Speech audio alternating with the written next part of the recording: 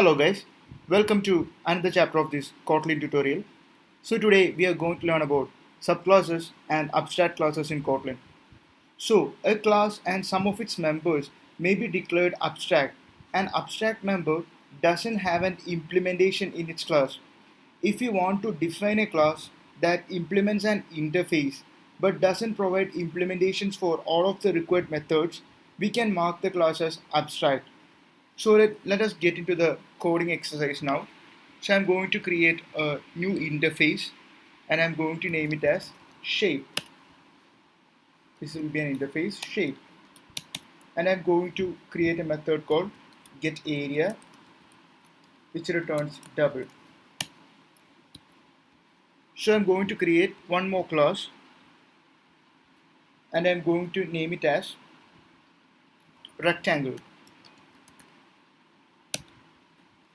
Class rectangle.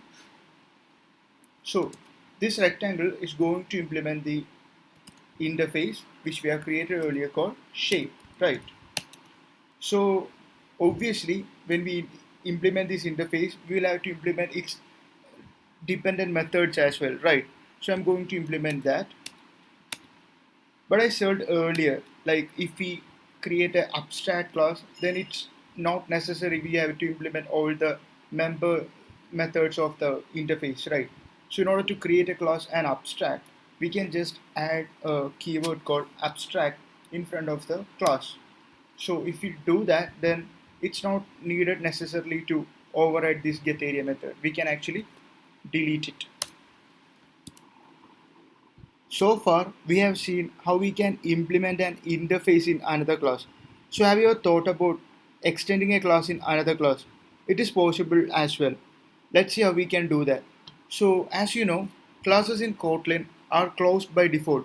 This means that for a class to be extended, it must use the open keyword. The open keyword will indicate to the compiler that a class is open for extension. So let's see how we can extend this rectangle class. In order to do that, I'm going to make some modification to this class. Let's delete this abstract now. So obviously we'll have to implement all those members in the shape interface. I'm going to implement it now. Okay. And I'm going to take two parameters in the rectangle class, width and height. So let's give implementation, default implementation for this getArea as well. So getArea is equal to width into height. Let's change it into private. And I'm going to create a new class now to extend this class. I'm going to name it as square.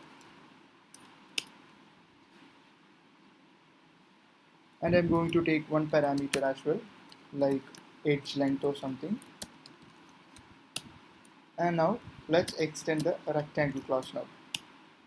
So it is showing some error. Let's see what is it. It says this type is final, so it cannot be inherited from. So as we said earlier, all classes are closed by default. So in order to make it open, we have to add the keyword open, right? So I'm going to go back to the rectangle class and I'm going to add a keyword called open.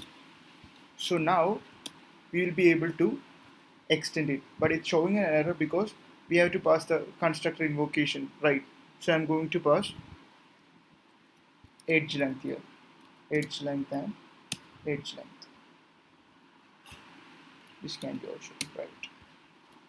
So we have seen how we can extend a class with another class, right?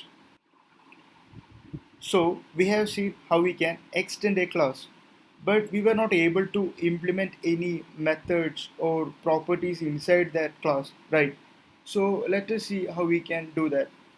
By definition, we know that the classes were all closed by default. So guess what? The methods in those classes were also closed by default. So in order to override a non-interface method, it must be marked as open. So I'm going to rectangle and I'm going to create a new function called print area and I'm going to print the area.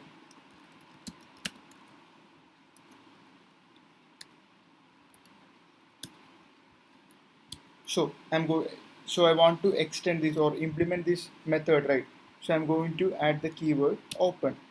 Let's go back to our square class now. So let's see. Let's type print. Yeah, we are able to override the print area now. So we were able to learn about abstract classes and subclasses in Kotlin. So as a developer, you must be very cautious about making a class as open for modification because Kotlin forces classes to be closed by default, and it must be up to you how a class may be extended and modified. Thank you so much for watching this video. In the next class, we will learn about nested clauses in Kotlin. If you really like the video, please don't forget to like and subscribe to the channel because it will help reaching more and more people who want to learn Kotlin just like you and me. See you in the next chapter. Thank you.